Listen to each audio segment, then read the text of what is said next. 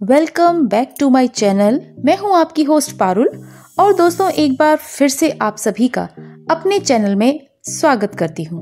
आज मैं जिस प्लांट को आपके लिए लेकर आई हूं उसका नाम है कोलियस।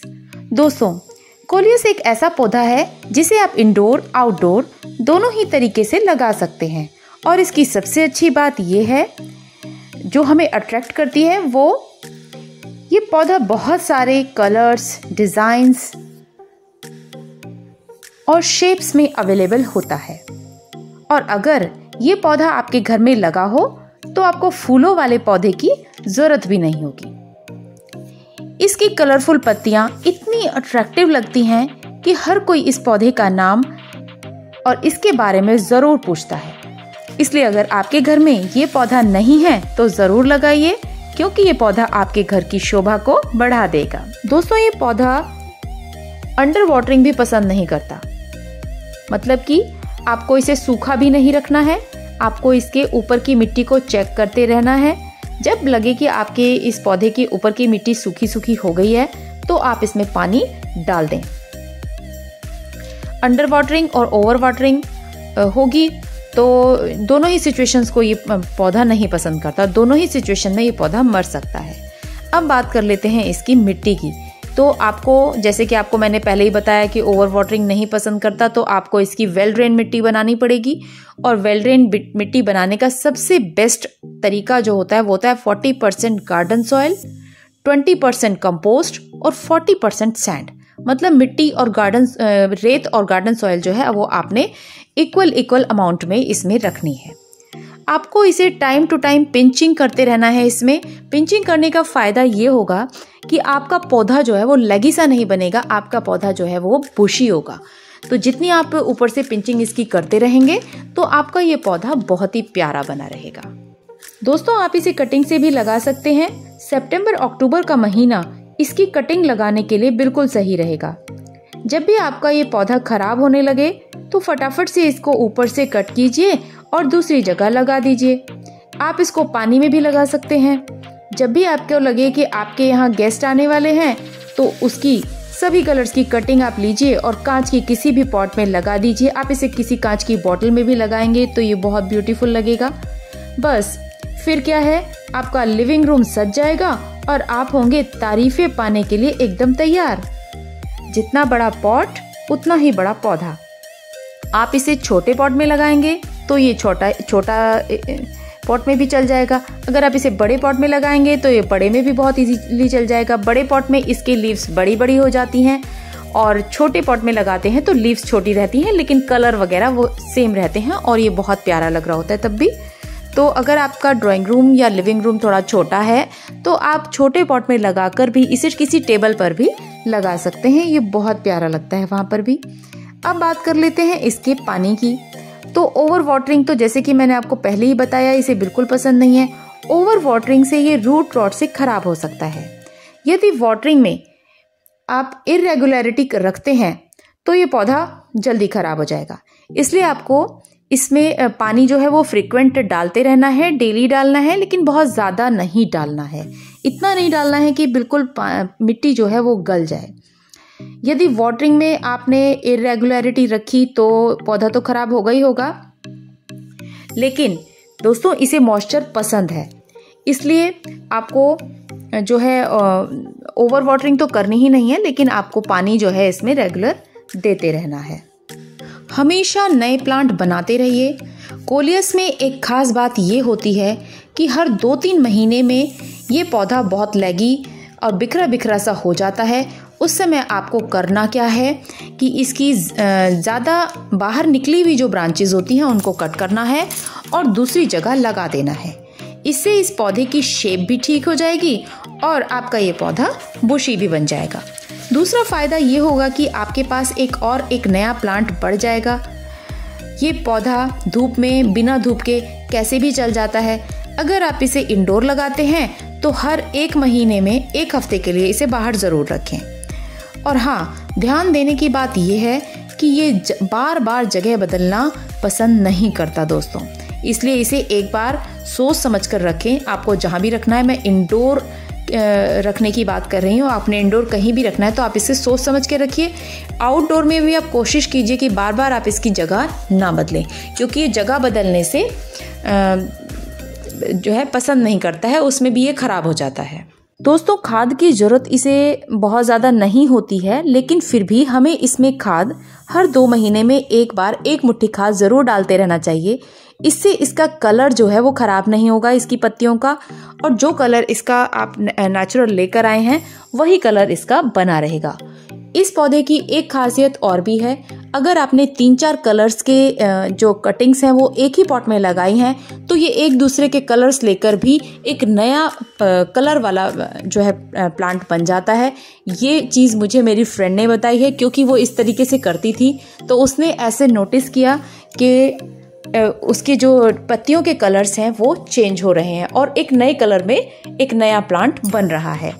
तो गाइज, इसकी कटिंग्स को आप मिक्स ही लगाइए तो ज़्यादा बेटर होगा, आपके पास और भी ज़्यादा कलर्स होंगे।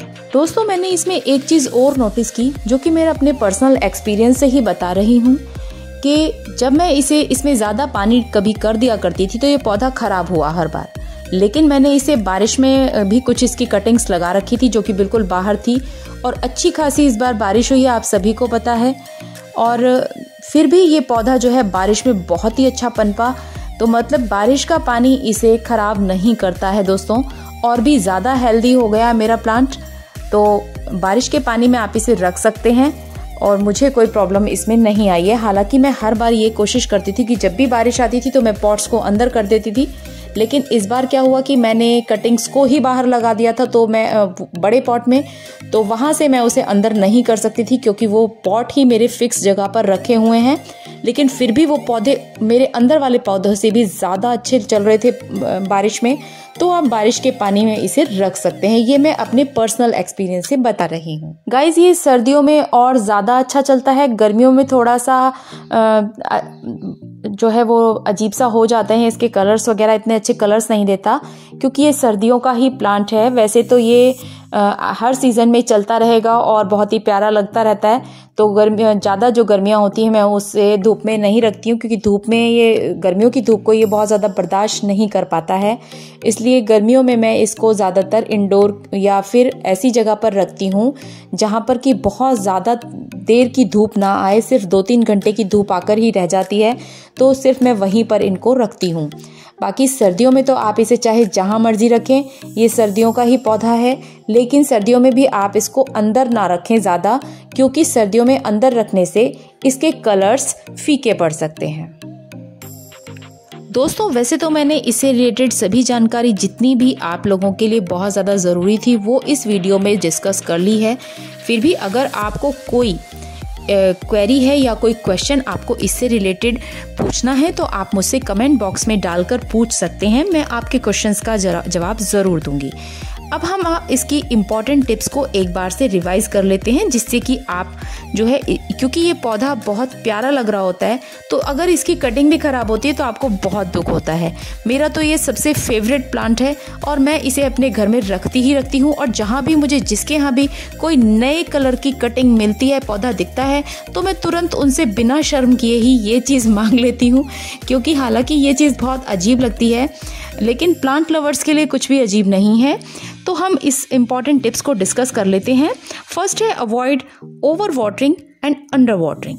सेकेंड आ जाता है हमेशा कटिंग लगाते रहिए प्लांट को बुशी बनाने के लिए। थर्ड है पिंचिंग करते रहना है। फोर्थ नंबर पर है कि सितंबर अक्टूबर में इसमें से एरियल रूट्स निकलती हैं दोस्तों। इस समय पर आप कैसी भी कटिंग लगाएंगे तो 100% चलेगी। इसलिए अक्टूबर में आपको ये पौधा किसी के यहाँ भी नज़र आए तो आप तुरंत ले लीजिए, क्योंकि आप एनवायरनमेंट को शुद्ध ही कर रहे हैं। ऐसा करके पौधे कभी भी आप किसी एक के घर में लगे होते हैं तो ऐसा नहीं होता कि सिर्फ उसको ही ऑक्सीजन दे रहे हैं या उसकी ही, बल्कि आप अपने घर में ही पौधे कम देखते हैं। जिस सामने वालों के यहाँ जो पौधे नज़र आ रहे होते हैं, आपकी नज़र हमेशा उन पर होती है, क्योंकि वो आपकी आंखों के सामने होते हैं। तो मैं तो अपनी कटिंग्स देती रहती हूँ और मेरी फ्रेंड्स भी मुझे कटिंग्स देती रहती हैं। जो भी पौधा उनके पास ज़्यादा हो जाता है तो हम एक दूसरे से एक्सचेंज कर लेते हैं। इसमें कोई शर्म की बात नहीं होती, क्योंकि हम एक तरह से एनवायरनमेंट को क्लीन करने में ही अपना योगदान दे रहे हैं। 5th नंबर पर आता है कि बरसात में अगर आप कटिंग लगाते हैं तो आप उसमें रूटिंग हार्मोन का यूज़ ज़रूर करें। जैसे कि आप बाकी टाइम पर अगर कटिंग लगाते हैं तो उसमें आपको रूटिंग हार्मोन वगैरह लगाने की ज़रूरत नहीं होगी, क्योंकि वो रेत और मिट्टी का जो इक्वल अमाउंट मैंने आपको बताया है उसमें हर एक कटिंग चल जाती है, चाहे वो जिस भी तरह की कटिंग हो। खाली कोलियस की कटिंग की ही बात नहीं कर रही हूँ मैं, जिस भी कटिंग को आप लगाते हैं वो चल जाती है। तो दोस्तों, ये थी कोलियस के बारे में संपूर्ण जानकारी। आप इस कलरफुल और इतने प्यारे से पौधे को अपने घर में ज़रूर लगाइए दोस्तों। मैं आपसे इस चीज़ की रिक्वेस्ट करती हूँ, क्योंकि ये बहुत प्यारा लगता है और आपके घर में जो भी कोई आएगा वो इसके बारे में तो ज़रूर पूछेगा कम से कम कि ये पौधे का नाम क्या है, इसे हमें ज़रूर लगाना है। और अगर आपके पास ये पौधा ज़्यादा है तो आप अपने गेस्ट को इसकी कटिंग भी दे सकते हैं, उसमें भी कोई बुराई नहीं है। तो दोस्तों, आशा करती हूँ कि आज की वीडियो आप सबको बहुत अच्छी लगी होगी, और अच्छी लगी है तो लाइक शेयर ज़रूर कीजिए, और जो मेरे चैनल पर नए हैं वो सब्सक्राइब ज़रूर कर लीजिए चैनल को। मिलते हैं अपनी किसी नई वीडियो और किसी बहुत ही इंटरेस्टिंग वीडियो के साथ। मेरी जो नेक्स्ट वीडियो है वो है मेरा एक बहुत ही ब्यूटीफुल सा ग्रीन कॉर्नर, तो वो ज़रूर देखिएगा दोस्तों, वो आपको बहुत ज़्यादा अच्छा लगेगा। उसमें मेरे कुछ DIYs भी होंगे और आपको वो वीडियो मेरी बहुत अच्छी लगने वाली है। So that's it for today guys. मिलते हैं अपनी नई वीडियो में, तब तक के लिए टाटा बाय बाय।